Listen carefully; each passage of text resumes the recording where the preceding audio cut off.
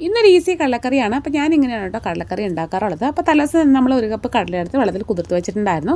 അത് കുക്കറിലേക്ക് ഇട്ട് ആവശ്യത്തിന് ഉപ്പും മഞ്ഞൾപ്പൊടി ഇട്ട് നമ്മൾ നന്നായിട്ട് വേവിച്ചെടുക്കുന്നുണ്ട്. ഇനി നമ്മളൊരു മിക്സിയുടെ ജാറിലേക്ക് കുറച്ച് തേങ്ങ, കുറച്ച് പെരിഞ്ജീരകം, നമ്മൾ വേവിച്ച് വെച്ച കടലയിൽ നിന്ന് കുറച്ച് എടുത്തിട്ട് ഇതിലേക്ക് ഇട്ടിട്ട് നന്നായിട്ട് ഇതുപോലെ ഒന്ന് അരച്ചെടുത്തിട്ട് മാറ്റി വയ്ക്കാം.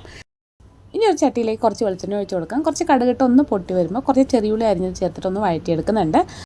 ഇനി ഇതിലേക്ക് കുറച്ച് വെളുത്തുള്ളി അരിഞ്ഞ് ചേർക്കാം. അതുപോലെ തന്നെ ഒരു കഷ്ണം ഇഞ്ചി അരിഞ്ഞ് കൂടി ചേർത്ത് കൊടുക്കുന്നുണ്ട്. നന്നായിട്ടൊന്ന് വഴറ്റിയെടുക്കാം. അതിലേക്ക് നമ്മൾ കുറച്ച് കറിവേപ്പിലയും 2-3 വറ്റൽമുളകും കൂടി ഇട്ട് കൊടുക്കുന്നുണ്ട്. ഇനി നമുക്കിതിലേക്ക് ആവശ്യത്തിനുള്ള പൊടികൾ ചേർക്കാം. അപ്പോൾ ഞാൻ എരിവിന് ആവശ്യമായ മുളക് പൊടി ഇട്ട് കൊടുക്കുന്നുണ്ട്. കുറച്ച് മല്ലിപ്പൊടി ചേർത്ത് കൊടുക്കാം. അതുപോലെ തന്നെ കുറച്ച് ഗരം മസാല കൂടി ഇട്ട് കൊടുക്കുന്നുണ്ട് കേട്ടോ. പൊടികളൊക്കെ നന്നായിട്ട് വഴറ്റിയെടുത്തതിന് ശേഷം നമുക്ക് അതിലേക്ക് വേവിച്ച് വെച്ചിരിക്കുന്ന കടല ചേർത്ത് കൊടുക്കുക. അതോടൊപ്പം തന്നെ നമ്മൾ അരച്ച് വെച്ചിരിക്കുന്ന അരപ്പ് കൂടി ചേർത്ത് കൊടുക്കുന്നുണ്ട്. അതിന് നമുക്ക് കുറച്ച് വെള്ളം വേണമെങ്കിൽ ഒഴിച്ച് കൊടുക്കുക. അതിന് ശേഷം നന്നായിട്ടൊന്ന് തിളപ്പിച്ചെടുക്കുക. തിളച്ച് കഴിഞ്ഞിട്ട് ഫ്ലെയിം ഓഫ് ചെയ്ത് കൊടുത്താൽ നല്ല അടിപൊളി ടേസ്റ്റുള്ള കടലക്കറി റെഡിയാവും. ട്രൈ ചെയ്ത് നോക്കിയിട്ട് ഇഷ്ടമാവുകയാണെങ്കിൽ സപ്പോർട്ട് ചെയ്യണേ.